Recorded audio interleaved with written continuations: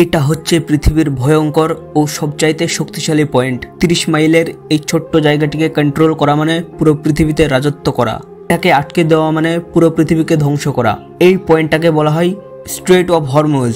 Straight আসলে সমুদ্রের এই পাতলা অংশগুলোকে বলা হয়, যেগুলি দুটো বড় সমুদ্রকে জোড়ার কাজ করে। আসলে এই 30 মাইলের ছোট্ট জায়গাটিতে এমন কি আছে যা এই জায়গাটিকে এত শক্তিশালী করে তোলে? আমাদের পৃথিবীতে প্রায় 70% সমুদ্র রয়েছে, আর এই সমুদ্রের সাহায্যে পৃথিবীর 80% ট্রেড হয়। যে কোনো সময় প্রায় 50,000 সামুদ্রিক জাহাজ সমুদ্রকে অতিক্রম করে, কিন্তু এই সমুদ্রকে অতিক্রম করা তেমন সহজ নয়। এইরকম অদ্ভুত জিওগ্রাফির কারণে এই সব জায়গাগুলিতে যেসব চোক পয়েন্ট রয়েছে সেগুলো যদি কোনোভাবে বন্ধ হয়ে যায় তাহলে পুরো পৃথিবীর ইকোনমি নড়ে যেতে পারে। এটাই হয়েছিল মার্চ 2021 সালে, যখন একটি কার্গো শিপ সুয়েজ ক্যানালে 6 দিনের জন্য আটকে গিয়েছিল। এর জন্য পুরো পৃথিবীকে প্রায় $10 মিলিয়ন ক্ষতি হয়েছিল। এছাড়াও পৃথিবীতে নানা রকম চোক পয়েন্ট রয়েছে, যেমন পানামা ক্যানেল, যেটা প্যাসিফিক এবং আটলান্টিক সাগরের ট্রেডগুলিকে কন্ট্রোল করে। এছাড়াও কোপ of good hope, strait of Gilbert, strait of Malacca.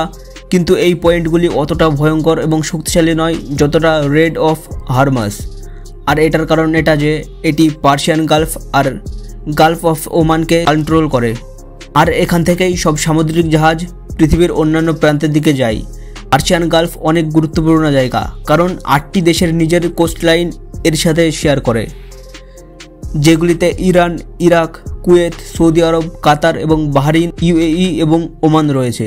এবার যদি আপনি মিডল ইস্টের ব্যাপারে একটু জানেন তাহলে এটা হয়তো আপনি জানেন যে মিডল ইস্টের বেশিরভাগ পরিচয় তেলের কারণে। এই তেল আজ অব্দি আমাদের পৃথিবীতে সবচাইতে বড় একটি এনার্জি সোর্স।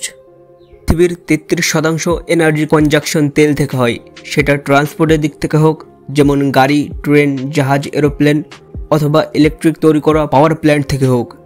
এবার তেলের ব্যাপারটা এইরকম যে পৃথিবীর শুধুমাত্র অনেক কম জায়গাতেই তেল পাওয়া যায়। এই গোল দাগটির ভিতরে যতগুলি দেশ রয়েছে সেখান থেকে পৃথিবীর প্রায় 50% তেল আসে, অর্থাৎ পুরো পৃথিবীর অর্ধেক তেলই এই 8টি দেশের কাছে রয়েছে। আর শুধুমাত্র এখানে শেষ নয়, পৃথিবীর 40% ন্যাচারাল গ্যাস এই দেশগুলির কাছে রয়েছে। এবার ন্যাচারাল গ্যাস, তেল ও কয়লার পরে পৃথিবীর সবচাইতে বড় এনার্জি সোর্স। তো এটা আমরা বলতে পারি যে পুরো পার্সিয়ান গালফ তেল এবং ন্যাচারাল গ্যাসের এত সোর্স রয়েছে যেটা আমাদের গ্রহে অন্যান্য কোথাও আর নেই। আর এর জন্যই পৃথিবীর 15% এনার্জি সাপ্লাই এই পার্সিয়ান গালফের কাছে অবস্থিত দেশগুলি থেকে আসে।